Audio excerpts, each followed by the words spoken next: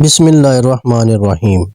صحابی رسول حضرت سلمان فارسی رضی اللہ تعالی عنہ بیان کرتے ہیں کہ رسول اللہ صلی اللہ علیہ وسلم نے فرمایا، رمضان المبارک کا ابتدائی حصہ رحمت، درمیانی حصہ مغفرت اور آخری حصہ آتش دوزخ سے نجات۔ یہ بابرکت اور باسعادت مہینہ اللہ تعالیٰ کی جانب سے امت مسلمہ کے لیے عظیم نعمتوں میں سے ایک گراں قدر نعمت ہے۔ حضرت ابو مسعود غفاری رضی اللہ تعالیٰ عنہ سے روایت ہے کہ حضور نبی کریم صلی اللہ علیہ وسلم نے فرمایا، اگر لوگوں کو رمضان المبارک کی رحمتوں اور برکتوں کا علم ہو جائے تو میری امت تمنا کرتی رہے کہ پورا سال روز رمضان ہی ہو۔ معروف فقیہ ابو اللیث سمرقندی اپنی کتاب بھی الغافلین میں حضرت ابن عباس سے روایت کرتے ہیں، حضرت صلی اللہ علیہ وسلم نے فرمایا، جنت کو شروع سال سے آخر سال تک رمضان مبارک کی خاطر آراستہ کیا جاتا ہے اور خوشبوؤں کی دھونی دی جاتی ہے۔ بس جب رمضان کی پہلی رات ہوتی ہے تو عرش کے نیچے سے ایک ہوا چلتی ہے جس کا نام مشیرہ ہے، جس کے جھونکوں کی وجہ سے جنت کے درختوں کے پتے اور پہاڑوں کے حلقے بجنے لگتے ہیں، جس سے ایسی دل آویز سریلی آواز نکلتی ہے کہ سننے والوں نے اس سے اچھی آواز کبھی نہ سنی ہوگی۔ ایسے میں خوش نما آنکھوں والی حوریں اپنے مکانوں سے نکل کر جنت کے دروازے سے پوچھتی ہیں، یہ کیسی رات ہے؟ وہ جواب دیتے ہیں کہ یہ رمضان مبارک کی پہلی رات ہے۔ حوریں یہ منظر دیکھ کر اللہ تعالیٰ سے درخواست کرتی ہیں کہ اس مہینے میں ہمیں ان روزہ داروں سے جوڑ دیجیے۔ بس جو بندہ بھی رمضان کے روزے رکھتا ہے اسے خوش نما آنکھوں والی دو حوروں کے ساتھ جوڑ دیا جاتا ہے۔ حضرت ابو ہریرہ رضی اللہ تعالیٰ عنہ سے روایت ہے کہ رسول اللہ صلی اللہ علیہ وسلم نے فرمایا کہ میری امت کو 5 چیزیں رمضان مبارک میں خاص طور پر دی گئی ہیں جو پہلی امت کو نہیں ملیں۔ ایک یہ کہ ان کے منہ کی بو اللہ کے نزدیک مشک سے زیادہ پسندیدہ ہے۔ دوسری یہ کہ فرشتے ان روزہ داروں کے لیے افطار کے وقت تک دعا کرتے رہتے ہیں۔ تیسری یہ کہ رمضان میں سرکش شیاطین قید کر دیے جاتے ہیں۔ چوتھی یہ کہ جنت ہر روز ان روزہ داروں کے لیے سجائی جاتی ہے۔ پھر حق تعالی شانہ فرماتا ہے کہ قریب ہے کہ نیک بندے دنیا کی مشقتیں اپنے اوپر سے پھینک کر تیری طرف آئیں۔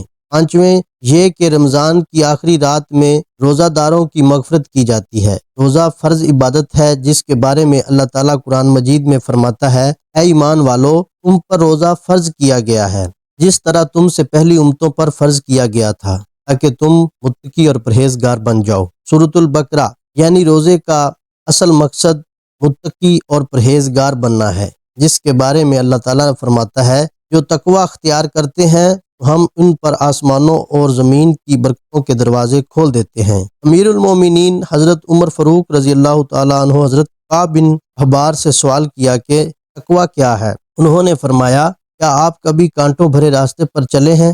حضرت عمر رضی اللہ تعالیٰ نے اس بات میں جواب فرمایا تو حضرت کعب نے پوچھا، آپ نے اس راستے کو کیوں کر طے فرمایا؟ حضرت عمر رضی اللہ تعالیٰ نے جواب دیا، خود کو کانٹوں سے بچا کر سمٹ کر۔ حضرت کعب نے کہا، اے امیر المومنین، یہی تقوی ہے۔ دنیا کانٹوں بھرے راستے کی مانند ہے اور اس سے بچ کر نکل جانا تقوی ہے۔ تقوی انسانی قلب و روح میں اس مثبت تبدیلی کا نام ہے جس کے بل پر ہم اپنے نفس سے جہاد کرتے ہوئے امر بالمعروف اور نہی عن المنکر کرتے ہیں، اور تقوی کے حصول کا سب سے مؤثر ذریعہ ماہ رمضان ہے۔ حضور نبی کریم صلی اللہ علیہ وسلم نے ارشاد فرمایا، جب رات کا آخری تہائی حصہ باقی رہ جاتا ہے تو حق تعالی شانہ عرش سے آسمان دنیا پر نزول فرماتا ہے، مجھ سے کوئی دعا مانگنے والا ہے تاکہ میں اس کی دعا پوری کروں؟ مجھے کون بلاتا ہے کہ میں اسے جواب دوں؟ مجھ سے کوئی مانگنے والا ہے کہ میں اسے عطا کروں؟ مجھ سے کوئی مغفرت طلب کرنے والا ہے کہ میں اس کی مغفرت کروں؟ صحیح بخاری۔ حضرت ابو ہریرہ رضی اللہ تعالیٰ عنہ سے روایت ہے کہ حضور نے فرمایا، رمضان کے آتے ہی جنت کے دروازے کھول دیے جاتے ہیں، دوزخ کے دروازے بند کر دیے جاتے ہیں اور شیاطین کو زنجیروں سے جکڑ کر قید کر دیا جاتا ہے، اور قیامت کے دن روزے دار جنت کے خوبصورت ترین دروازے ریان سے جنت میں داخل ہوں گے۔ اللہ تعالیٰ رمضان میں تمام مومنین کے رزق کو بڑھا دیتا ہے اور متقی روزے داروں کے تمام گناہ معاف کر دیے جاتے ہیں۔ حضرت ابو سعید فرماتے ہیں کہ اللہ کے رسول صلی اللہ علیہ وسلم نے فرمایا کہ جو اللہ کی راہ میں ایک دن کا روزہ رکھے گا، اللہ اس کے چہرے کو دوزخ کی آگ سے 70 برس کی مسافت کے برابر دور کر دے گا۔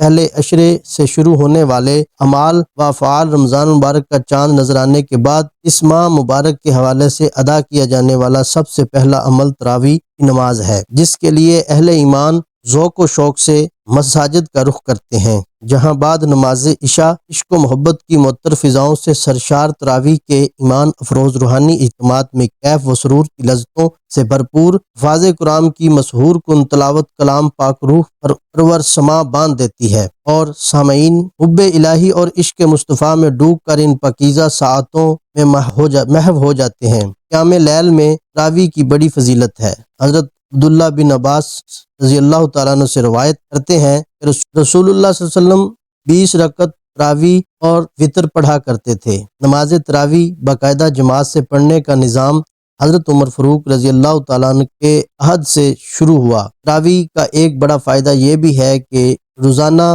تراویح باجماعت پڑھنے کے ثواب کے علاوہ مہینے میں کم از کم ایک بار پورا قرآن سننے کا شرف اور ثواب حاصل ہو جاتا ہے۔ تراویح کی نماز رمضان کے پورے مہینے میں پڑھنی چاہیے، اگرچہ قرآن شریف پہلے ہی ختم ہو چکا ہے۔ عموماً لوگ ختم قرآن کے بعد تراویح کی نماز ترک کر دیتے ہیں، جو درست نہیں۔ رمضان کے مبارک مہینے میں تہجد کا اہتمام بھی بہت آسانی سے کیا جا سکتا ہے۔ اس کے لیے سحری سے 20 منٹ قبل اٹھ کر تہجد کی نماز ادا کی جا سکتی ہے، جو قرب الہی اور قبولیت دعا کا بہترین وقت بھی ہے۔ حضور نبی کریم صلی اللہ علیہ وسلم کا فرمان ہے کہ فرض نمازوں کے بعد سب سے افضل تہجد کی نماز ہے۔ مسند احمد سحری کے حوالے سے رسول اللہ صلی اللہ علیہ وسلم نے فرمایا کہ سحری کھایا کرو، سحری کھانے میں برکت ہے، کچھ نہ ہو تو چند گھونٹ پانی ہی پی لیا کرو۔ اس ماہ مبارک میں زیادہ تر لوگ باجماعت نماز کی طرف راغب ہو جاتے ہیں۔ باجماعت نماز کی ادائیگی مومن کی پہچان ہے۔ رسول اللہ صلی اللہ علیہ وسلم نے فرمایا 40 دن تک تکبیر اولیٰ کے ساتھ نماز باجماعت ادا کرنے والے کو دوزخ اور نفاق دونوں سے دور کر دیا جاتا ہے۔ ترمذی آپ صلی اللہ علیہ وسلم نے فرمایا کہ اگر لوگوں کو باجماعت نماز کے اجر و ثواب کا علم ہو جائے تو وہ ہزاروں مجبوریوں کے باوجود جماعت میں دوڑے آئیں۔ حضرت بریرہ رضی اللہ تعالیٰ عنہ سے روایت ہے کہ حضور نبی کریم صلی اللہ علیہ وسلم نے فرمایا اشراق کی نماز کی ادائیگی کا اجر و ثواب ایک عمرے کی ادائیگی کے برابر ہے۔